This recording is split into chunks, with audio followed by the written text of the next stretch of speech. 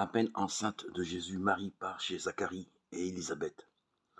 Eux aussi attendent un enfant.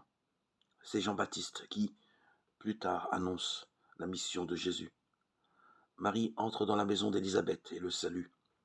Sa joie suffit pour qu'Élisabeth comprenne ce qu'il se passe.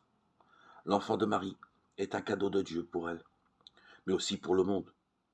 Les dons de Dieu n'ont pas besoin d'être expliqués, il suffit de les vivre. Quand nous avons en nous la joie de connaître Jésus, c'est facile de l'apporter aux autres. La rencontre et le dialogue permettent de reconnaître que la parole de Dieu a pris chair. Voici, je viens, dans le livre est écrit pour moi ce que tu veux que je fasse. Psaume 39. Alors que l'ange vient juste de la quitter, lui ayant annoncé qu'elle serait bientôt la mère d'un enfant différent des autres, l'évangile de Luc ne mentionne pas de discussion entre Marie et Joseph au sujet de cette incroyable nouvelle.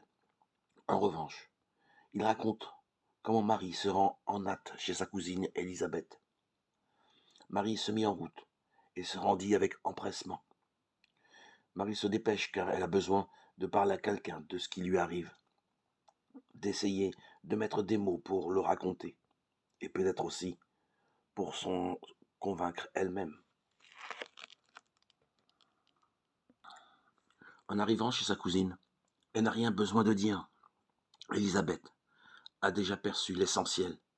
Ses propres entrailles reconnaissent spontanément ce dont Marie est porteuse. Marie peut être rassurée, elle n'est pas folle. Le regard porté avec bienveillance par Élisabeth lui permet d'accueillir avec joie et sérénité la révélation qui se déploie en elle et de la faire sienne.